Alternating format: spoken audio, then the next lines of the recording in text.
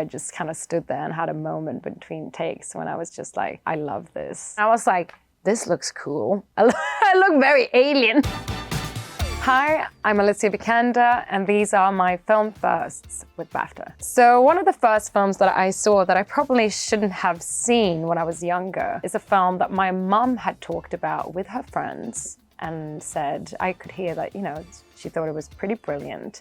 And I was curious and I asked, can I see it too? And she said, no, you're definitely too young.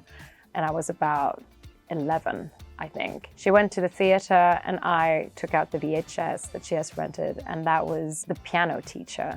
And that is then also the film that probably made me want to act, strangely enough. But Isabelle Huppert in that film is absolutely incredible.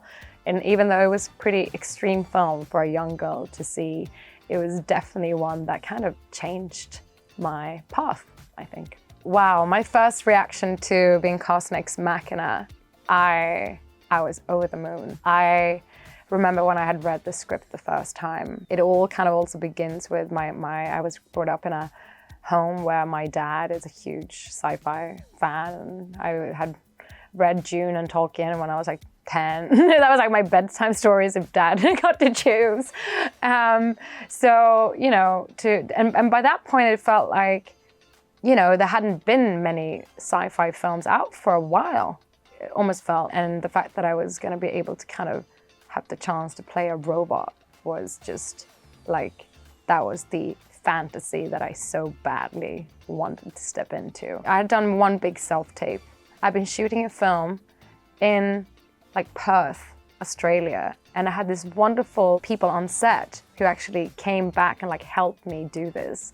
And we were sitting in a dark room. There was not much stage directions regarding like what this robot actually looks like. So I put like this top light, and I had like a reflective kind of plastic dining table that we put in the room.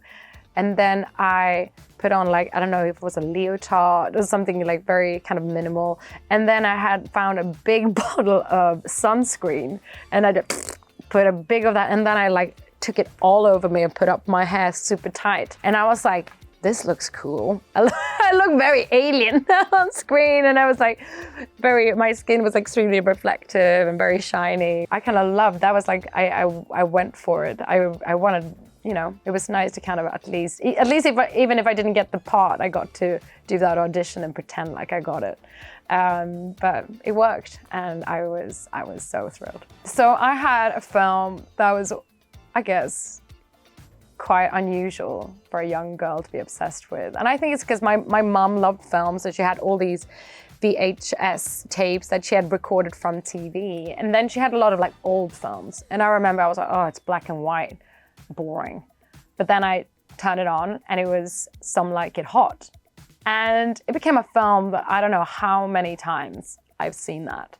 And there's quite a lot of memorable scenes in that one. I mean, Marilyn Monroe with her ukulele, that was like, I so wanted to be her. One of the first TV shows that I remember being obsessed with was Little House on the Prairie. It went on Swedish television like 5:30 or 6 a.m., a time slot where most people aren't up yet. But because I went to ballet school, it was kind of perfect because I had to leave very, very early to get in school in time for my first kind of bar class. So that was like a kind of tradition. It was in English because most things in Sweden, except for kind of cartoons for very, very young children, other than that, things are subtitled, which is very good because then at a very young age you were able to see all films from, all different countries in their real language. One thing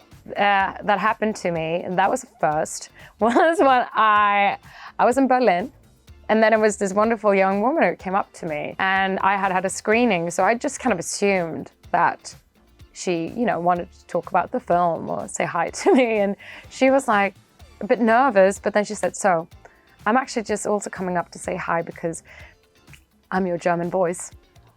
And I was like, wow. And she was like, thank you. I know it's, going really well and you've done a lot of work. And I'm having a lot of work. She was like, and so that was pretty incredible. And then I actually went in and look, and you know, I was like, I had to see her work, and it was really good. I was really impressed by how she managed to kind of, because her own voice when she met me was a bit more higher pitched than mine, and you know, it was quite different. And I was really impressed with how she had like tried, you know, done a really good job with making German me.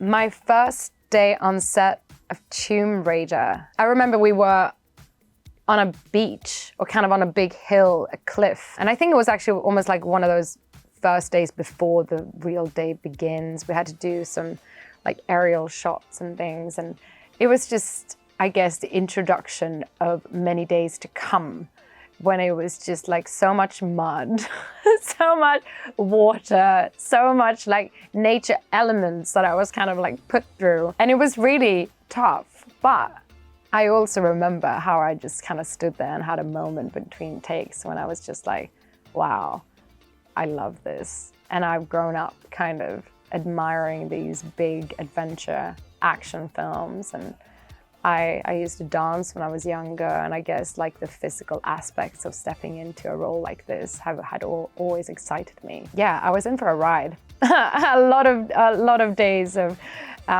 pretty big obstacle to kind of physically battle, but I really enjoyed it. Well, the first thing I ever acted in, at least professional, was a short film that I made in Sweden when I was 7 years old, I think. So yeah, the title in English is something like Summer Leap. It's about a young boy and his kind of experience going away to this little island for a summer, and his kind of, you know, coming of age, being though very young, but he meets a girl that he really likes and fancies that I got to play. The first line that I kind of remember that I did was from that first short film. It's funny because I would say that I don't even remember lines that I did for films like that I made last year. It's me running down a hill with him, the little boy behind me, and I'm just saying,